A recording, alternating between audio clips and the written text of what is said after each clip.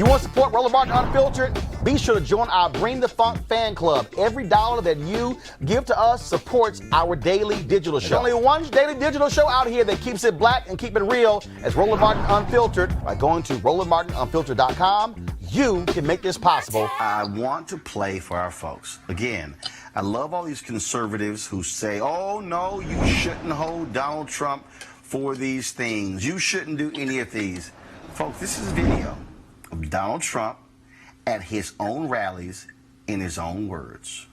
Been boom, boom, boom. I'll beat that. I don't know if I'll do the fighting myself or if other people will. Maybe he should have been roughed up because it was absolutely disgusting what he was doing. If you see somebody getting ready to throw a tomato, knock the crap out of him, would you? Seriously. I'd like to punch him in the face, I'll tell you. Try not to hurt him. If you do, I'll defend you in court. Don't worry about it. In the good old days, this doesn't happen because they used to treat them very, very rough. And when they protested once, you know, they would not do it again so easily. We've become weak. We've become weak. And you know what? The audience swung back. And I thought it was very, very appropriate. The audience hit back. And that's what we need a little bit more of now. Part of the problem and part of the reason it takes so long is nobody wants to hurt each other anymore, right? Honey, we've got to call this what it is. And what it is white folks in America. You can sprinkle in some black folks. You could talk about 20, 25% of Latinos. But white folks in America, they got to own this. They voted for this man. They voted for this thug. They voted for this rhetoric. And when he attacks immigrants, when he attacks people of color who come into this country, what he is saying is, I want to see white people in America. And he is throwing red meat. And you got a whole generation now of young white men listening to Donald Trump saying, see, that's what I'm talking about. That's what I'm talking about. He's saying what I want to hear. That's what's going on here. Donald Trump cares more about votes than he cares about lives. He has blood on his hands at this particular time. And what he needs to say is that this is white supremacy, there's a danger happening, and that our country needs to come together. And what is so funny is in the video that you showed earlier, he couldn't even remember the events where they took place. Oh, it's Toledo. His tone is very different when he's talking about, for when he's riling up his base. He's energetic, he's enthusiastic. But when tragedies happen, it's not even the same person. So what we need to say is, you know, Mr. President, you're doing a disservice to all of us. And you are, quite frankly, dangerous. And then that you're also riling up this youth, and we need to figure out what we really need to do right now. Well, the reality is he knows that his hateful speech is resonating among white voters. And that's why he is going to continue it, and that's why our responsibility has to, and the only way we can respond to this is to operate by saying we're going to throw this man out of office. And Avis, we're at an inflection point. I am no longer interested in these bullshit journalists on mainstream media giving this man a pass. I am sick of this talk of he sounded presidential. I am sick of these people who are happy with the entertainment that he's delivering. I'm tired of it. And that somebody has to call these people into account. Somebody has to say, enough of this. You have these idiots on Fox News defending every single move because that network is built to appeal to the fear of white voters. And what you're dealing with are these older white voters, and I will pound the table consistently that this is white fear, that everything about what's happening today is about 2043. And Avis, I need people to stop acting as if it's going to go away if Trump is gone. Joe Biden, it is not. Oh my God. This is going to be with us from now until who knows when, because white people in America simply cannot handle not having power. History shows you they were fearful of black people after the Civil War. They were fearful of black people after World War I. They were fearful of black people after World War II. Everything, lynchings were about black folks getting too much economic power. That's what the right to vote at every juncture in America. When they tried to stop it, it was because how they get power. Buckle up, black people. Buckle up, Latinos. Buckle up, immigrants. We are in a place where America was about creating a white nation, and people cannot handle that. So you better get used to more of this. I hate to say that, but trust me, this is not going to be the last mass shooting where people of color are being targeted by white male domestic terrorists. Avis. Absolutely. What we're witnessing right now is fascism in real time. It's not so much that they're afraid of black people in terms of we're something to be fearful of. It's they're afraid of losing the unearned advantage of whiteness once they become a minority in this population. They're afraid of having to actually compete based on a level playing field, or more level playing field. They're afraid because they know that unless a thumb is on the scale in their favor, they might not be as good, and in many circumstances, they aren't as good. And so they want to continue to have that unfair advantage that they have had from day one in this country for centuries moving forward. And they will do anything in order to protect that unearned advantage, including embracing authoritarianism, including embracing fascism, including embracing violence, and including embracing someone who clearly personifies each and every one of those attributes. Erica, I'm saying this because I need us to be prepared. I'm not calling this a race war, but I have to let people know that this is the 100th anniversary of the disastrous, fatal riots in Chicago. What we are seeing is the same thing. And I'm telling you, if Trump keeps talking about invasion, what he's essentially doing is saying, white people, watch out, beware, here they come, take cover. But these people are armed, they are malicious, they are in our police departments, they are in the United States military, and we better pay attention, and it's time for the FBI to get serious about this. You heard Congressman Benny Thompson say there's going to be hearings next week. We had better understand what is going on here. White folks are going to use the barrel of a gun to hold on to power, Erica. Oh, absolutely. And so second amenders are coming out fast, heavy, and strong. It was interesting. I was reading a piece very recently where there was a white journalist that talked about how he'd actually been trying to put together a piece and have it published around concerns about militia groups that we've heard of in Montana and Oregon and things of that nature. So here's the story. When, those people that were in those camps that, said that, of course we know that racism isn't dead, but that we're in this post-racial society, all of those individuals that really worked very hard to mute the concerns that Dr. Avis raised, the very real things that are happening. You brought up the Red Summer that happened in Chicago in 1919. You also have, this is the 400th year commemorating an enslaved African being brought to this nation. There is a lot that's happening this year.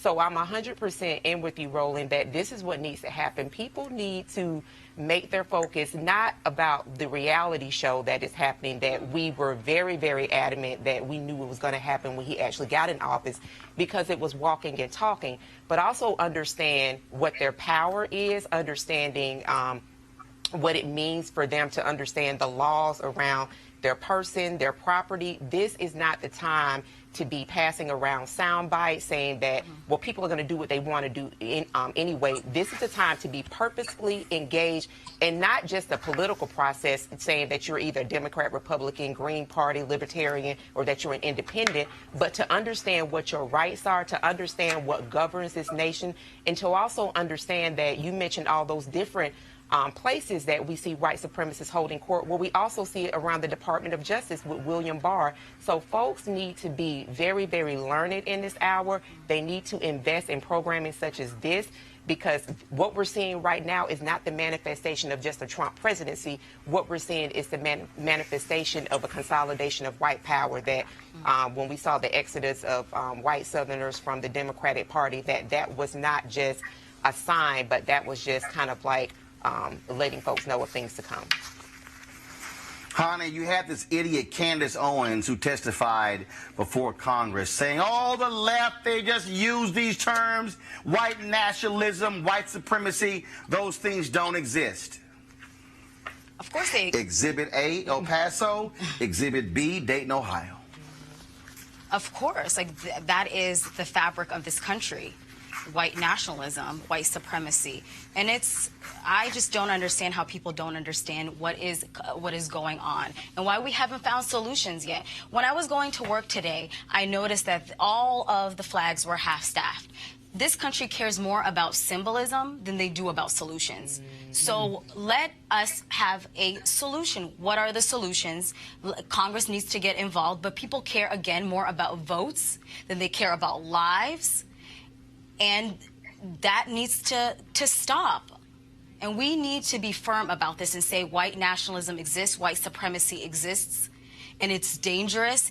And we, Roland, we are in a race war. There have been a lot of studies with even the ADL said that there is a race war happening in our country. Just because, war, I know what war is about. Just because you don't see drones, just because you don't see military armor, war could be also words. That is how most wars are started, with words, and that is what the president is doing. All right, folks, Vice President Joe Biden made some comments today that had all folks on social media talking when he was discussing in Iowa education and talked about poor kids and white kids.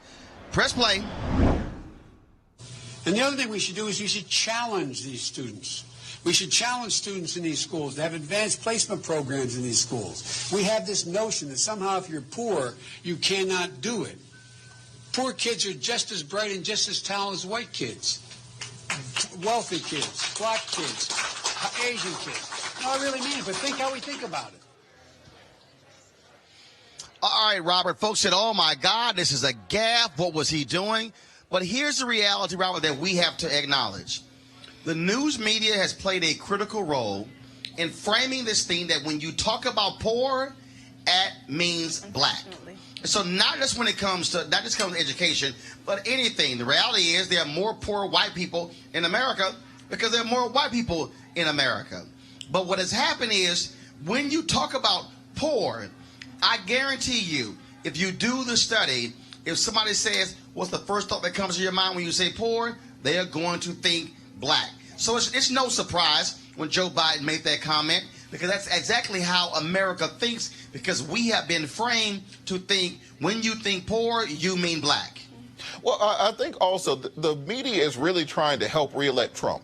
Because if, on the same day that we're talking about 600 migrants getting deported and taken away from their children, we got blood still on the streets in Dayton and in El Paso. We're still getting over the ship them back controversy. We're still getting over the Birmingham controversy. Joe Biden immediately corrected himself within 2 words, where he said white and then he said wealthy because he meant to say wealthy. And now this is the thing dominating the headlines today. If we do not understand what we are up against, that since the year 1900, only 4 elected presidents have not been reelected. If we're going to turn every slip of the tongue by a 70-something-year-old man into a new racist controversy, y'all going to have 4 more years of Trump, 8 more years of Pence, then 4 years of Ivanka, then 8 years of Don Jr., and then Eric, and then the apocalypse will be here. So either we're going to have a realistic idea of the way that people speak in crowds, or we're going to turn this into the newest racist controversy. Lauren, that's what's really stupid about this, because again, if the media had any credibility, if they had any sense whatsoever, they would say, wait a minute, how could that happen? And it is because in this nation, it has been framed, when you say poor, it means black. Yeah, well, here it is. I mean, Joe Biden is 76 years old. He's been in politics for 46 years. It is no shock to me that he just used African Americans interchangeably with poverty. I mean, it's just like not surprising.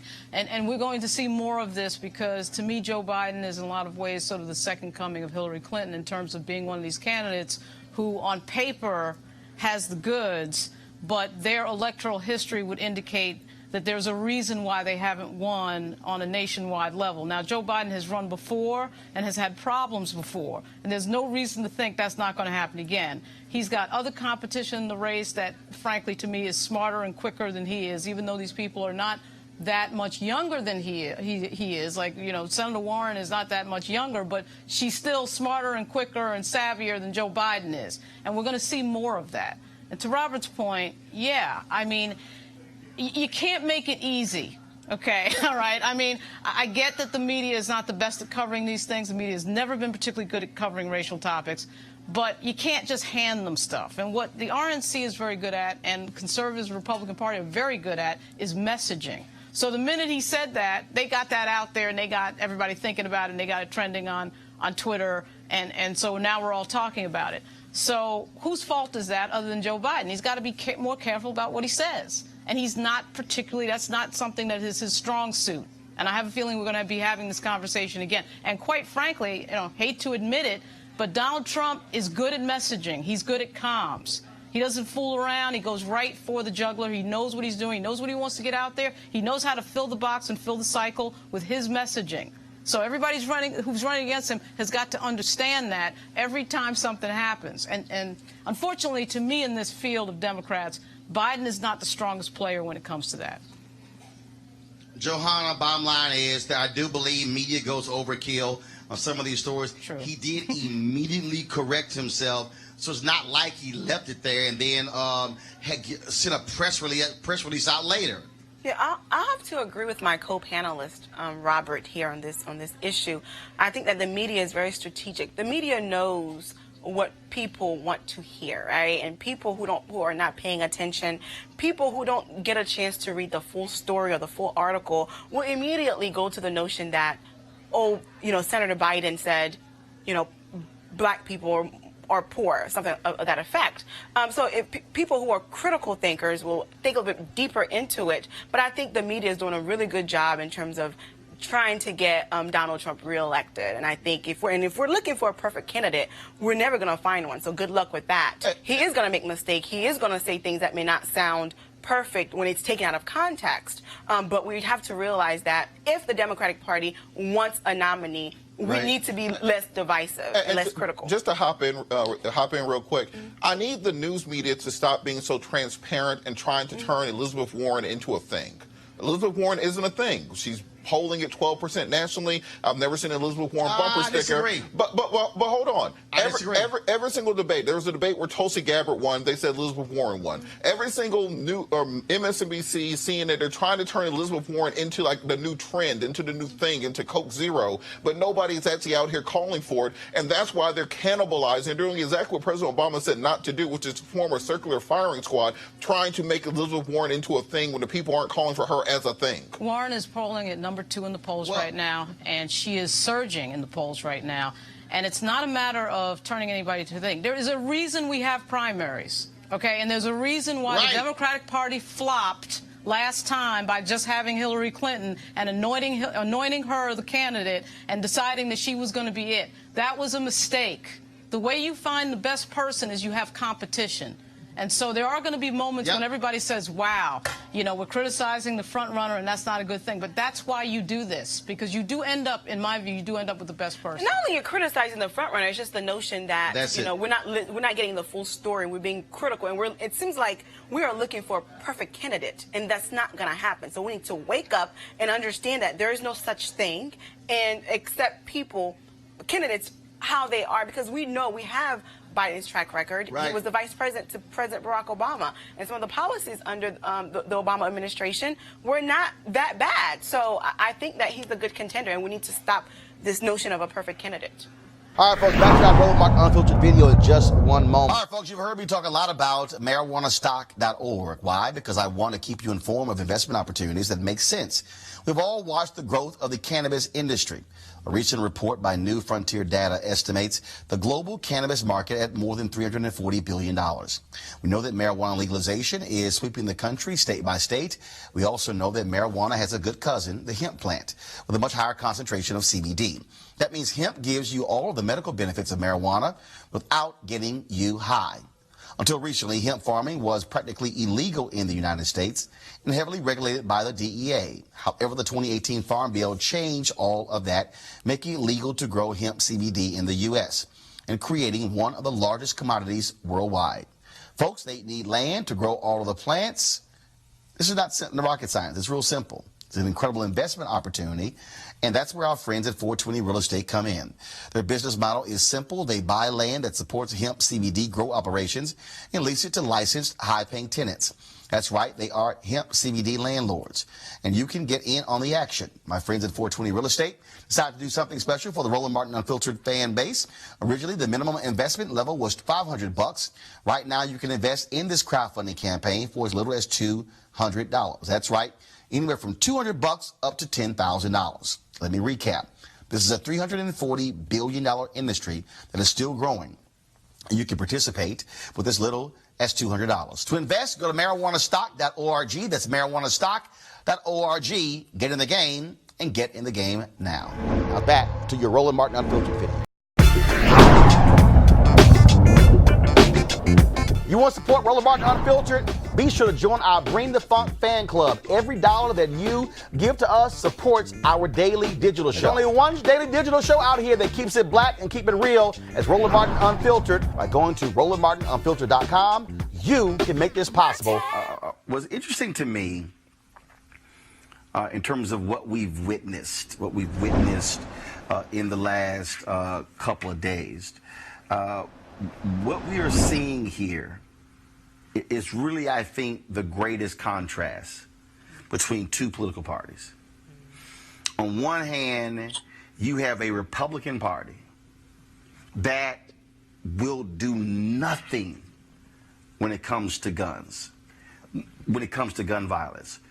They have prevented the federal government from even compiling stats on gun violence. Then the Democratic Party, who understands you must be able to do something.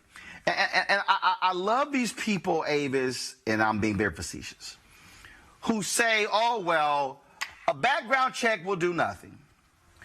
Eliminating these guns will do nothing. Changing the size of magazines will do nothing. Well, damn it, you can do, if it saves one life, it sure as hell is worth it.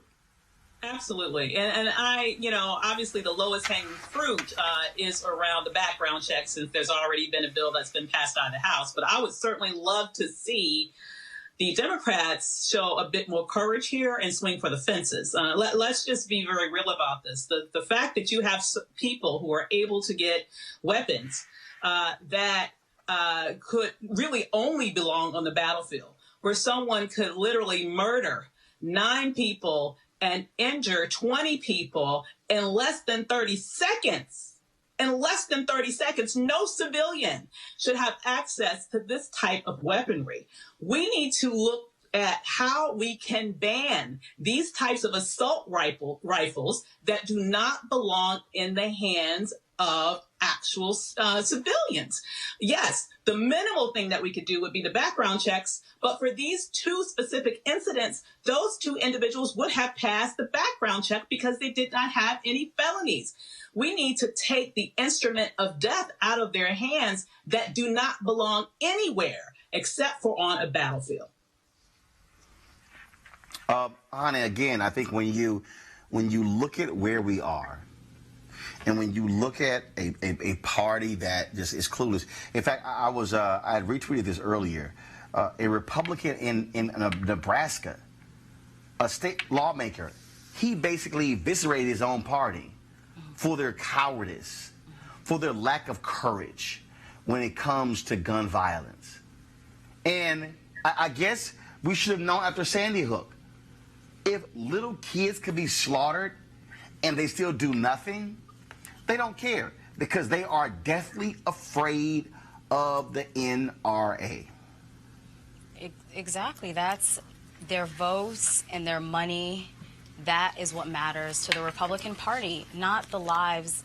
If we're in a country where kids can get slaughtered, where a congresswoman can almost be killed, and nothing changes, what does that say about this party? And they care so much about lives, and they're pro-choice, pro-life, but yet they really do not care about the lives that matter currently right now and what's happening. So what we need to say is to the Republican Party, what do you really care about? Do you care about votes? Do you care about money? Or do you care about the lives of people? And look, Erica, this is what I want to know. When the hell are these white folks who support the Republicans are going to just stand the hell up? In my interview with Congressman Benny Thompson, he says we got to go to the streets. The kids in Parkland went to the streets. Mm-hmm. Black mothers and black fathers have gone to the streets. Oh, yeah. Okay? The problem are these white folks who continue to vote for Republicans who say nothing. Yep. And who do nothing. Right. Right. And what really needs to be teased out is what does it mean to be a Republican? I don't know why there's just a clamoring to that uniform.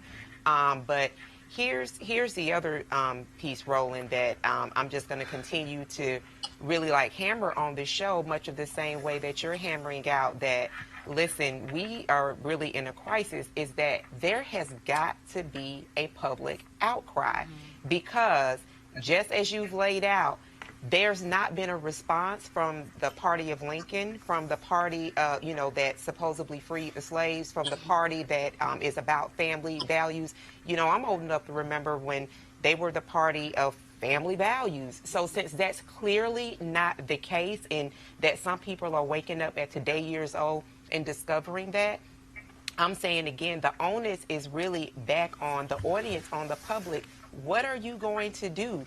These individuals who, as Kimberly Ellis stated, elected, their job is to serve the public. When you look at an organizational chart of your city, at the top of that organizational chart is not the mayor of that city who oversees different departments. It is the residents. So again, I implore, especially for folks that are living in districts that are held by Republicans, if you are not affiliated with a party, you're a Democrat, whatever the case is, it is now up to you to put the pressure on that particular congressional legislator to let them know that, listen, you're not having it because no one knows the day, the hour, when it will be them. And it does not matter what your area code is. It doesn't matter what your zip code is. It does not matter what type of job you go to every day. That there has been a warrant that has been put out on black and brown folks.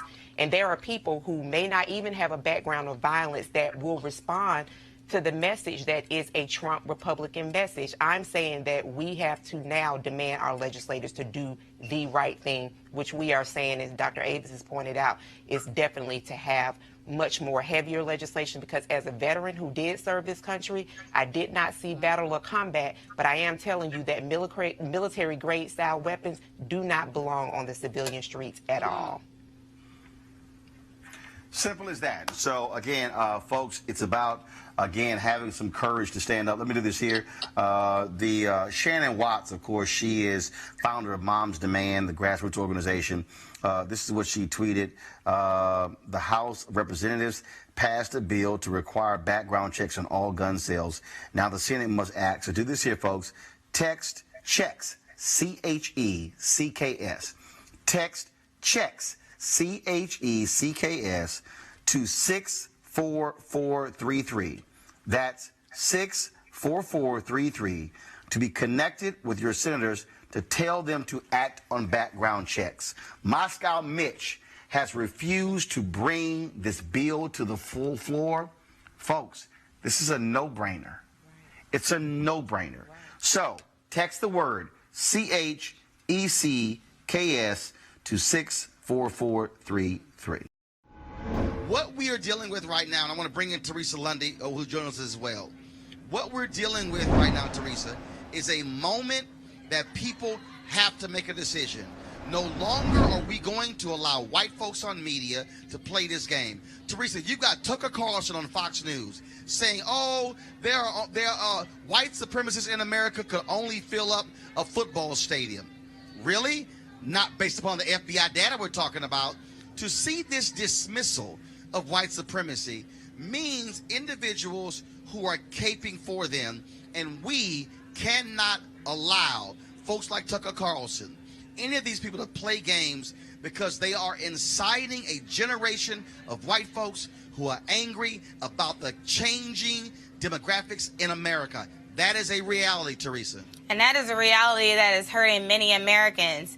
And so when I heard the statement about what Tucker Carlson said, I was not only disturbed, but I was also disappointed, because I thought we should have done more as a community, a black community, to actually say something and stand out a little more. So some of those leaders who were marching with Martin back in the day, who are still alive today, there was no word. There was no information that was given from the black organizations. There was no loud reference point from local leaders or some of those who are elected who are African Americans. So for that portion, I felt like there was a disservice that was done, and everybody just kind of got on Twitter and said what they had to under a comment. But there has to be more actions that needs to be taken as it relates to Trump and how he's empowering his base.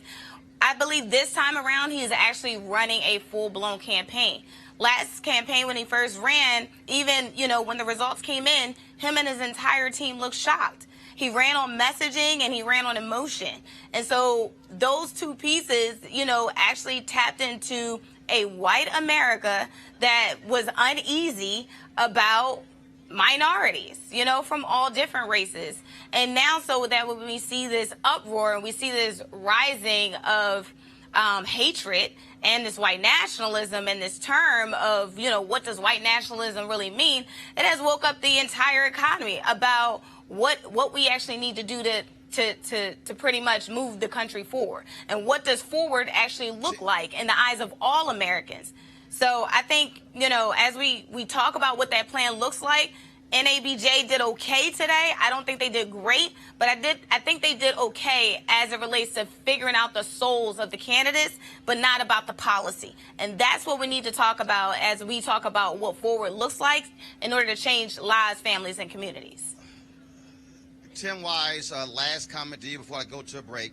The reality is, and I'm going to keep saying it, what we cannot do is allow folks like Tucker Carlson, who has millions watching him.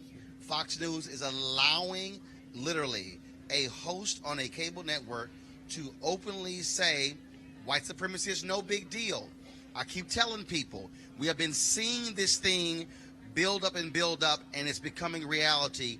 And I keep telling black folks, and I've been warning folks since 2009, this is white fear. white fear of 2043, of changing demographics, and trying to hold onto power as much as possible. Final thought, Tim Wise. Look, this is part of American history. Every time that people of color have made progress, whether real or symbolic, there has been what Carol Anderson at Emory University calls white rage as a backlash. The question, even though that white rage may be inevitable, the question is, how do we respond in this moment? Do we go backward or forward? That's the question. Tim Wise, I appreciate it, man. Thank you so very much for joining us. Thank you so much. I do believe this issue of white nationalism is not going away. The fact that Donald Trump continues to appeal to that audience, I think what it is going to do, it is going to force white voters, white suburban voters, white educated voters, white women to have to make a choice. Are you going to pick a racist candidate over your taxes, or are you going to say my pocketbook is more important than his racism? Your thoughts? Yeah, it's speaking to the soul and the spirit of what this country is supposed to be and who it is. It's putting a mirror up to the country and saying you have to make a decision. Are you going to support white nationalism? Are you going to support white supremacy with your vote? Or are you going to stand and be a part of a new 21st century country that says that these old ways, these antiquated ways of looking at others, of the way that the country has been structured, can no longer be in place? So folks are going to have to make a decision about who they are, who this country is, in the direction that they want it to go. CJ, it is a challenge for the Republican Party because you have folks like Congressman Will Hurd, who announced he's not running for re-election, who blasted Donald Trump for his racist comments. It has led to others to do the same. Of course, many Republicans in Washington, D.C. are standing with Trump, but it clearly is problematic for Republicans because the last thing you really, really want is to have an open dialogue about racism in America tied to the presidential candidate for the Republicans, Donald Trump. Well, first of all, again, thank you for having me. But again, when we're talking about white nationalism, we're not also talking about Antifa. In fact, the gentleman was a Bernie Sanders and Elizabeth Warren supporter in Dayton. We're not talking about. CJ, wait a minute. Allow me to finish. And been confirmed. Yes, it has been confirmed based on his social media platforms. And again, we're not talking about the 51 black folks between Baltimore and Chicago that got shot the same weekend. I'm going to let you finish. No, CJ, I'm going to let you finish. But let me state the facts. Authorities in Dayton have not established what you just said. That is not true. That has not been established by law enforcement. Sources, no, it hasn't. Which the media always use unnamed sources. Based on the unnamed sources, CJ, that's on what they have. No, and CJ, CNN has had it on on theirs. this show. CJ, first of all, Roland. This ain't CNN. We do not do scuttlebutt. We do not do that. I ain't so doing what you're saying I'm is dealing not with what confirmed. they put out there is now, fact. No, here's the deal. You can cite them, but I'm telling our audience that has not been confirmed by law enforcement authorities. Now finish your point. And again, as sources have said, they were Bernie Sanders and Elizabeth Warren supporters. Okay, hold on. Okay, fine. You want to go there? And what so, sources? Now, hold on. What sources? They what said sources? unnamed You just said sources. Said what sources? Unnamed okay, who sources. Unnamed sources? Who's they? Unnamed who's sources they? from law enforcement. Who's they? Unnamed who's sources they? from law enforcement.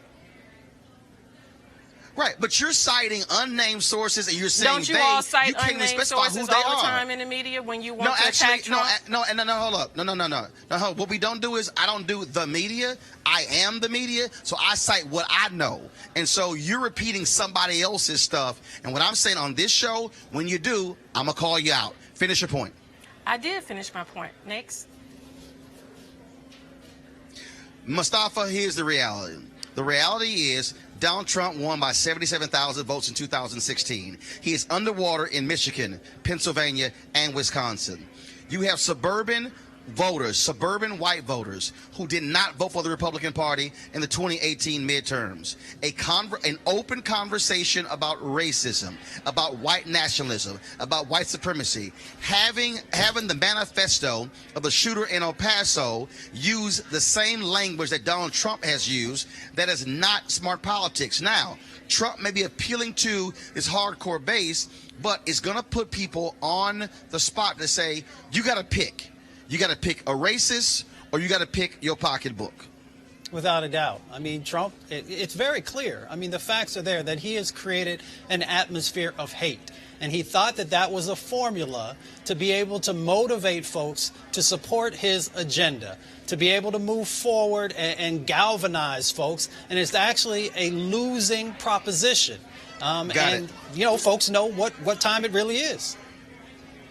I want to go to anti-racist educator Tim Wise. Tim, are you there? Is Tim Wise there? Can you hear me? Tim, can you hear me? Yeah, I can hear you. Can you hear me? All right, Tim, I got you. So I certainly want to get your thoughts on this, Tim, because to have not only the candidates dealing with this here, now you have the press dealing with it. Now you've got Tucker Carlson on Fox News literally saying white nationalism, white supremacy is no big deal. And so this thing is put out in the open. And if Republicans want to have this conversation, we can have this conversation. I don't think it's going to go away, Tim. Oh, I knew you would be back. Right. It's a conversation we should have been having for a long time. I mean, here's the thing. If you've got white women who are refusing to go to Soul Cycle tonight, you're done. You know what I mean? Like, at some point, there is a tipping point that I think we are beginning to reach as a country where good folks are beginning to recognize that the right is disproportionately about white nationalism, that MAGA, that Make America Great Again, is about taking us back to an era of overt white supremacy. And I think there are a lot of white folks, decent folks, who are not down for that. And so I'm happy that we're having this conversation. I'm sad that it takes tragedy to have it. But I think it's good that we're having the conversation about race and about white nationalism and about what kind of country we want to be. Are we going to move forward or are we going to move backward? That's the question. And Tim, in fact, was very interesting. I go back to when Newt Gingrich was Speaker of the House. White voters in the 1998 midterm voted against the Republican Party. They held on to power. But the exit polling showed they did not like Newt Gingrich's attack on people of color.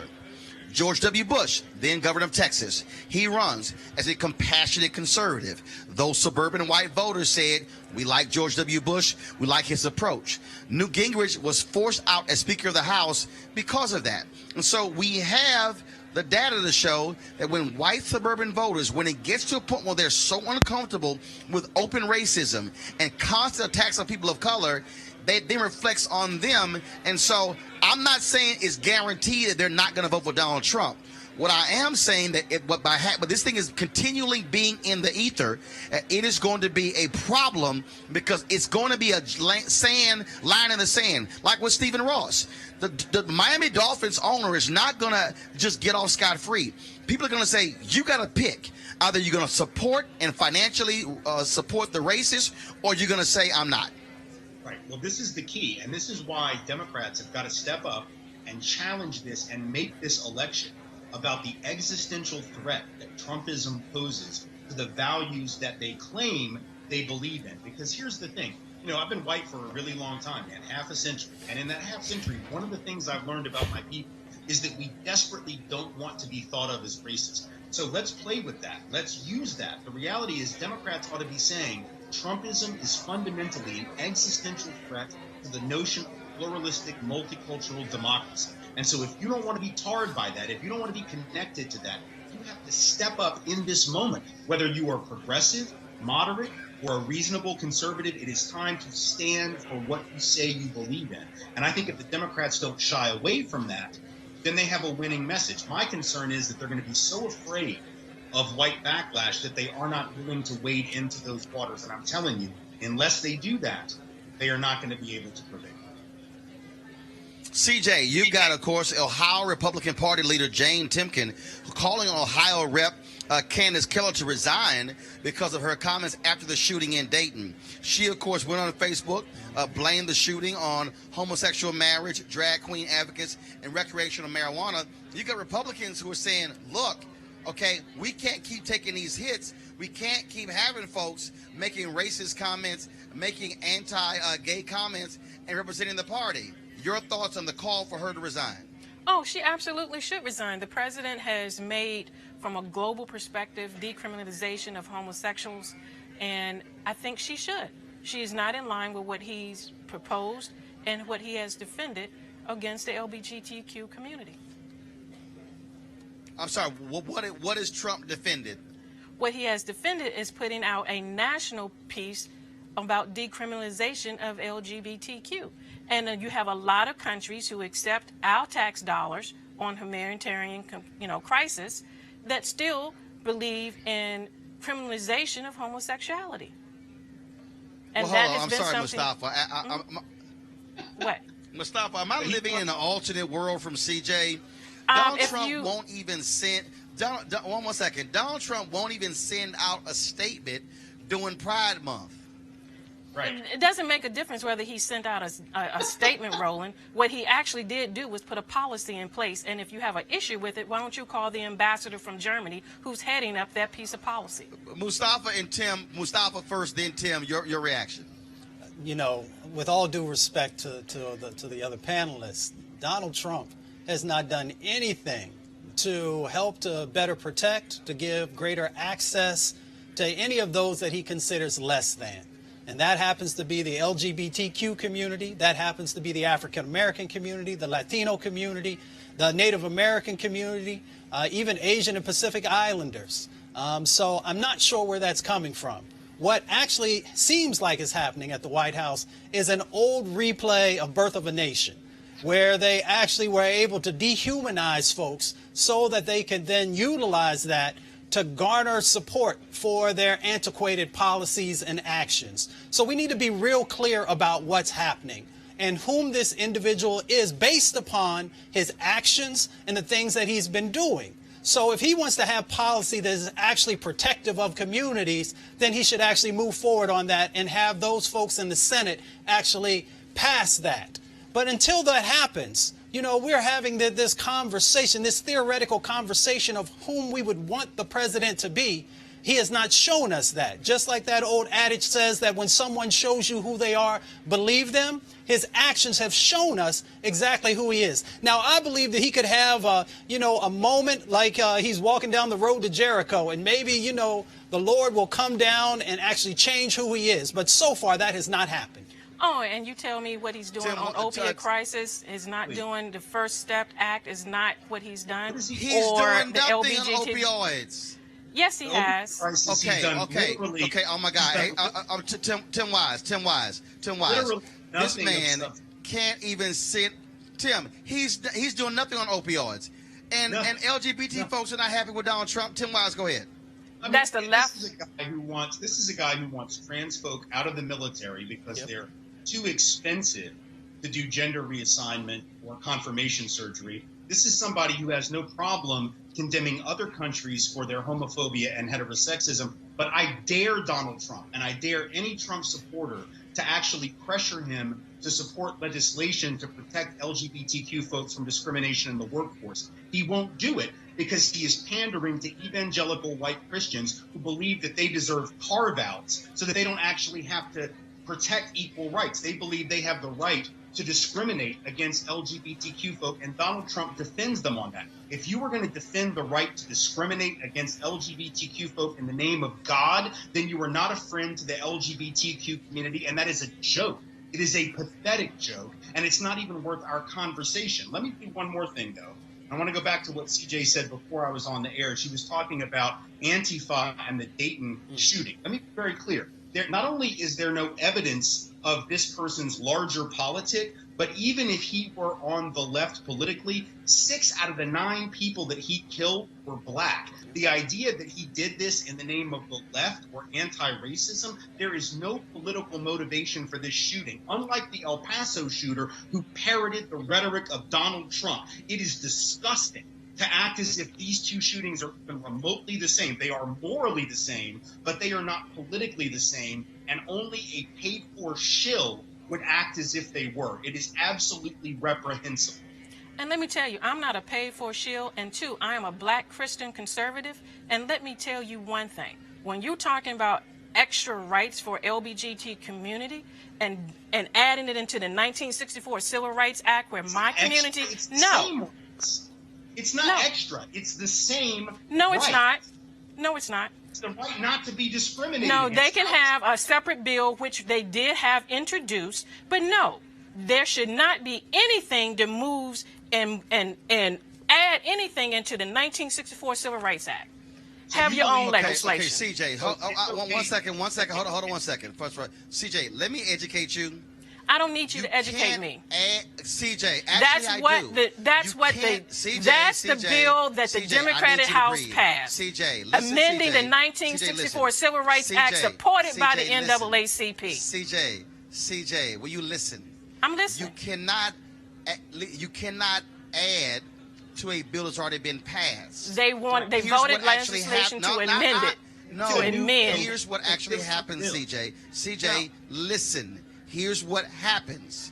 You have a 64 Civil Rights Act. Let me help you to understand something. I don't need help, When you look Roland. at, for instance, no, actually you do. For instance, the American with Disabilities Act was a separate law. It was actually based upon a provision of the 64 Civil Rights Act. Title IX was a separate law. That's not what Nancy Pelosi passed out of the House. No, when you say adding to the bill, you're not adding to the bill. What you're dealing with here is the reality of separate legislation. It was not separate legislation that was passed by Nancy Pelosi. The fact of the matter is this, CJ. That's why it was dead on arrival in the Senate. The fact of the matter is this, Mustafa. And the fact of the matter, first of all, everything is dead on arrival in the Senate. Your boy Mitch McConnell won't even deal with election reform. He won't even deal with Russia. He won't even deal with national security. He won't even advance any of those things. All he cares about are conservative federal judges. That is a fact. All right, folks, back to our Roland Martin Unfiltered video in just one moment. All right, folks, you've heard me talk a lot about marijuanastock.org. Why? Because I want to keep you informed of investment opportunities that make sense. We've all watched the growth of the cannabis industry. A recent report by New Frontier Data estimates the global cannabis market at more than $340 billion. We know that marijuana legalization is sweeping the country state by state. We also know that marijuana has a good cousin, the hemp plant, with a much higher concentration of CBD. That means hemp gives you all of the medical benefits of marijuana without getting you high.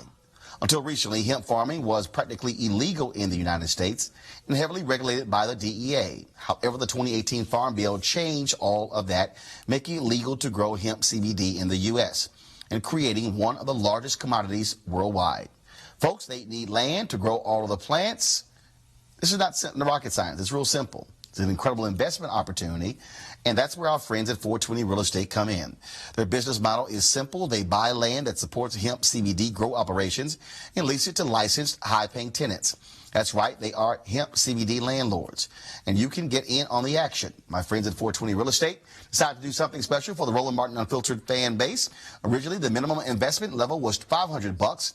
Right now, you can invest in this crowdfunding campaign for as little as $200. That's right, anywhere from $200 up to $10,000. Let me recap. This is a $340 billion industry that is still growing. And you can participate with as little as $200. To invest, go to marijuanastock.org. That's marijuanastock.org. Get in the game and get in the game now. Now back to your Roland Martin Unfiltered video.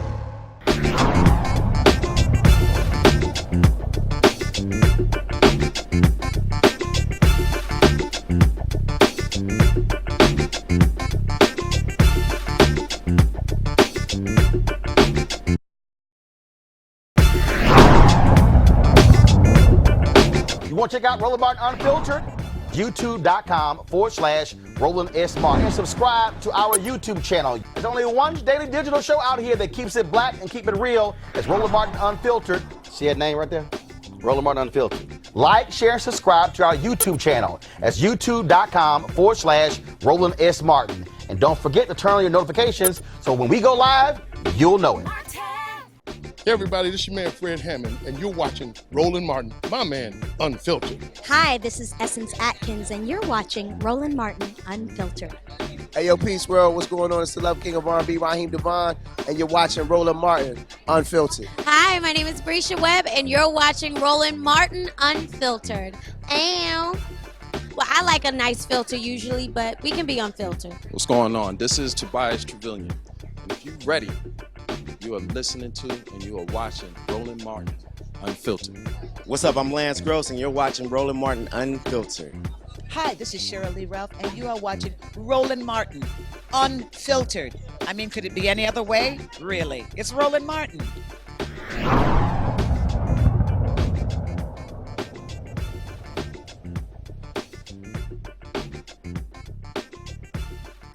You want to support Roland Martin Unfiltered? Be sure to join our Bring the Funk fan club. Every dollar that you give to us supports our daily digital show. There's only one daily digital show out here that keeps it black and keep it real as Roland Martin Unfiltered. Support the Roland Martin Unfiltered daily digital show by going to RolandMartinUnfiltered.com. Our goal is to get 20,000 of our fans contributing $50 each for the whole year. You can make this possible. RolandMartinUnfiltered.com. Hey fam, want to check out Roland Martin Unfiltered, the blackest show on all of digital, cable, and broadcast. Check out our audio podcast. There's only one daily digital show out here that keeps it black and keep it real as Roland Martin Unfiltered. Press play.